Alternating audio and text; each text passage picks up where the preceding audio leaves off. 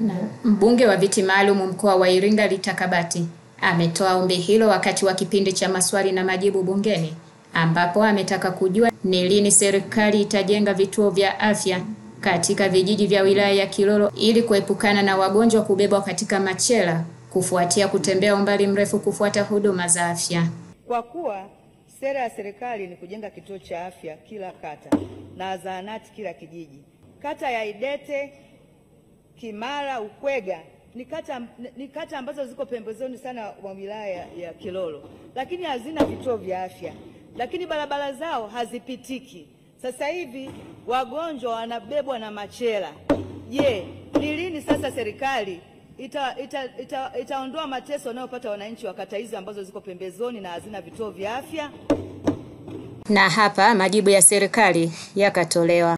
Serikali itaendelea kuboresha katika upande huu, lakini kuhusiana na barabara kufika katika kituo cha afya alichokitaja, naomba nitumie nafasi hii kwa niaba ya Waziri wa Nchi Ofisi ya Rais TAMISEMI kumwagiza meneja wa wilaya wa TARURA pamoja na meneja wa mkoa wa TARURA kwa pamoja waweze kushirikiana kuhakikisha kwamba miundombinu ya barabara inayoelekea katika huduma za msingi, kwa mfano kwenye hospitali zetu, kwenye zahanati, kwenye shule, kwenye maeneo yote yanayotoa huduma za msingi kwa wananchi, waweze kuweka katika mipango ili iweze kuwepo kwenye bajeti kwa ajili ya kuchonga na kuimarisha miundombinu ya barabara hizo ili wananchi waweze kufikia huduma. Mkuu wa wilaya ya Kilolo Rebeka Sanga akitolea ufafanuzi tukio hilo amesema katika siku za hivi karibuni kumekuwa na picha mjongeo ikizunguka katika mitandao ya kijamii ambayo inaonesha mwananchi mmoja akiwa amebebwa na wananchi wenzie kwenye machela,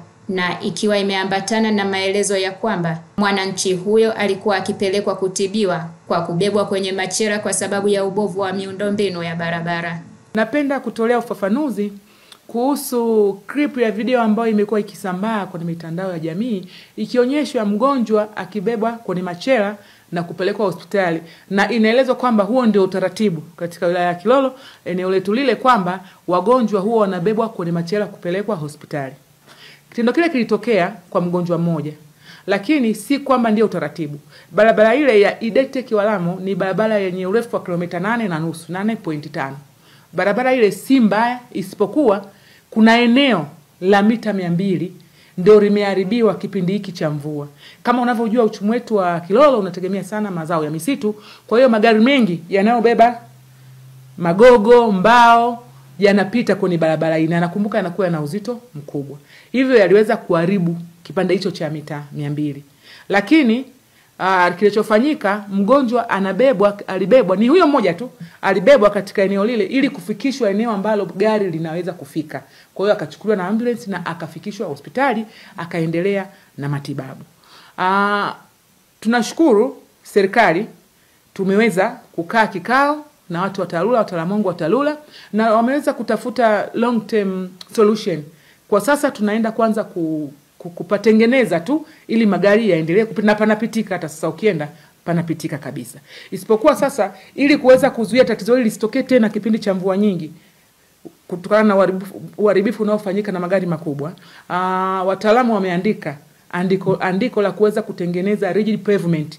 Kwa hiyo itakuwa rigid pavement ikiwekwa pale, ile barabara itakuwa inapitika kipindi chote cha mwaka. Jiografia ya wilaya ya Kilolo mkoani Iringa imekuwa na maeneo mengi yanayokabiliwa na changamoto ya ubovu wa miundombinu ya barabara, hali inayosababisha kadhia kwa wananchi, hususan wagonjwa, hasa katika kipindi cha mvua ambapo gari hushindwa kufika eneo husika.